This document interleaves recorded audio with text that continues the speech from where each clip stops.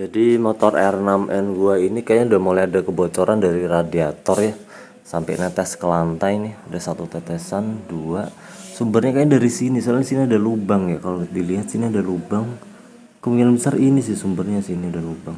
Karena tetesannya tuh ke bawahnya. Ini tetesan, di bawahnya juga ada tetesan lagi. Halo semuanya, balik lagi dengan gua Wan Saputra.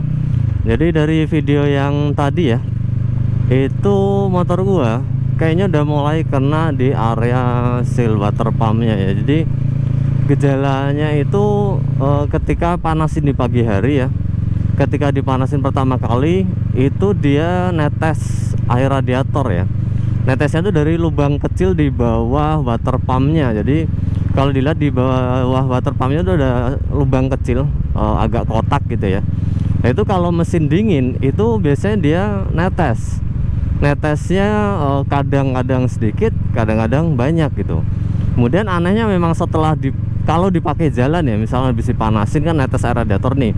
Kemudian gua pakai jalan sekian kilo atau sekian belas kilo, itu udah nggak netes lagi. Jadi gejala yang gua alami adalah netes air radiator ketika mesin masih dingin. Jadi ketika pertama kali di starter di pagi hari atau kapanpun lah, pokoknya mesin dingin itu dia netes air. Tapi kalau udah dipakai dia aman-aman aja. Pernah gua tes pakai sekitar 100 kilo itu aman, dia nggak netes lagi. Tapi memang pertama kali di starter waktu mesin dingin dia netes. Itu gejala yang gua alami. Kayak itu baru kebocoran tahap awal ya, belum parah gitu.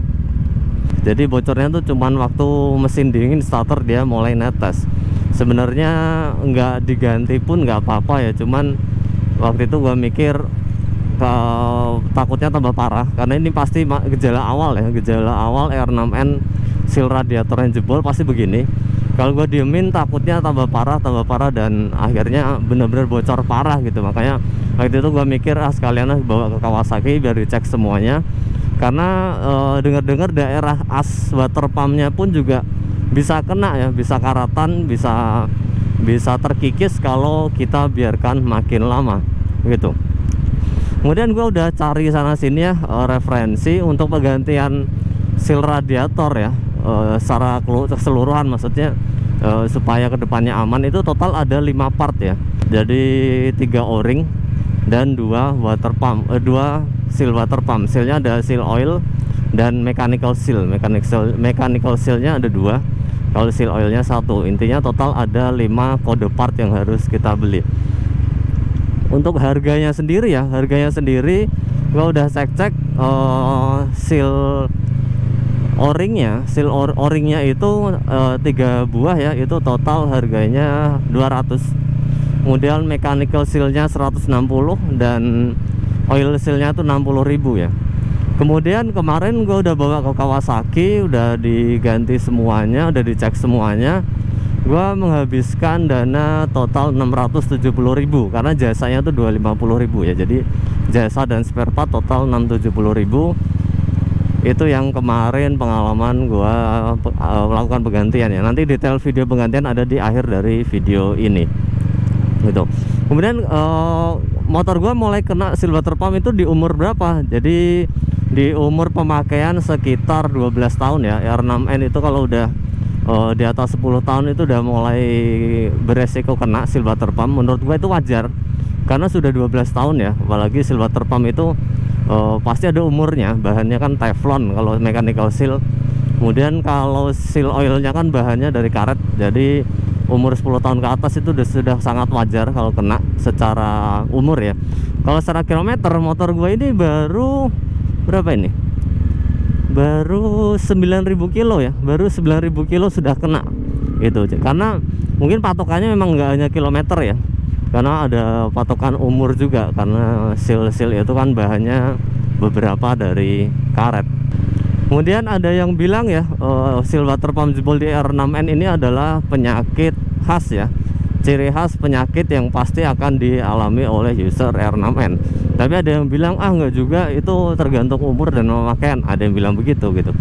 Cuman apapun itu ya tetap kita harus siap ya, kalau misalkan water pumpnya itu sealnya sudah mulai rusak, karena ya itu bagian dari maintenance kan begitu. Atau juga menurut gua nggak mahal-mahal amat, part dan jasanya cuma 670 lah, nggak sampai sejuta begitu. Oh ya, setelah ini ada video secara detail pembongkaran dari pihak Kawasaki ya, karena kemarin gua ganti water pumpnya di Kawasaki. Ketika kita akan mengganti seal water pump IR6, jadi pertama-tama kita harus melepas total 7 baut yang ada di area water pump sini ya. Ketika kita mengganti water pump dari R6N, baiknya diganti juga 3 o-ring ini ya, karena o-ring ini kan dari karet dan usia motornya 12 tahun.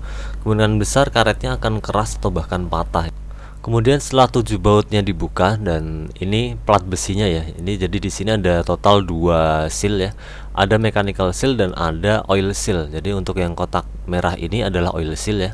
Kemudian yang sebelah satu lagi ini adalah mechanical seal. Kalau oil seal itu seal yang tujuannya supaya oli enggak nyebrang ya ke area radiator. Kalau mechanical seal itu tujuannya supaya area radiator tidak menyeberang ke area oli mesin ya. Kemudian sebenarnya motor gue ini kan yang rusak mechanical seal-nya ya, karena yang bocor air radiator yang bukan olinya. Cuman kata si orang Kawasaki-nya baiknya sekalian diganti semuanya ya. Oil seal-nya pun juga diganti, karena pun juga mumpung lagi dibongkar diganti sekalian, dan juga kondisinya sudah cukup parah ya, udah 12 tahun. Kemudian ini adalah area as dari water pump ya. Jadi banyak kasus juga di as ini itu dia berkarat ya. Jadi udah berkarat, sudah berkerak, dan sudah agak keropos besinya. Jadi pastikan waktu kita bongkar area ini, kita cek apakah memang sudah berkarat parah atau belum. Kalau memang belum parah masih bisa dibersihkan dulu ya. Mungkin diamplas tipis atau digosok pakai lap kain supaya kerak-keraknya atau karatnya bisa keangkat sebagian gitu. Kalau punya motor gua ini kebetulan masih aman ya, masih belum ada masalah di bagian as water pump. Kemudian ini adalah part dari oil seal ya, oil sealnya yang tadi. Kemudian kalau yang ini adalah part dari mechanical seal. Mechanical seal memang ada 2 ya, yang satu nanti melekat di water pumpnya, yang satunya melekat di plat besi yang tadi ya. Jadi memang ada 2. Kemudian ini adalah bentuk dari oil seal motor gue ya, udah parah banget, udah pecah-pecah, udah bombel-bombel, karena memang faktor usia kan. Jadi memang sebaiknya tetap kita ganti walaupun tidak ada kebocoran oli. Soalnya punya gue ini udah parah banget kondisinya ya. Jadi sekalian bongkar, sekalian kita ganti semuanya supaya nggak akan ada masalah lagi di kemudian hari. Ini adalah proses dari pemasangan mechanical seal ya. Jadi mechanical sealnya yang berwarna biru itu posisinya. Kemudian dari pihak Kawasaki-nya ini kayak diketok pakai pipa paralon ya, dari PVC itu. Jadi diketok-ketok sampai dia masuk ke dalam. Setelah itu dipasanglah oil seal. Kalau masang oil seal gampang, tinggal ditekan aja dia bisa langsung masuk. Kemudian dipasang o-ringnya ya. Jadi di dalam plat besi itu ada beberapa o-ring, dipasang ada 2 kalau salah, dipasang keduanya.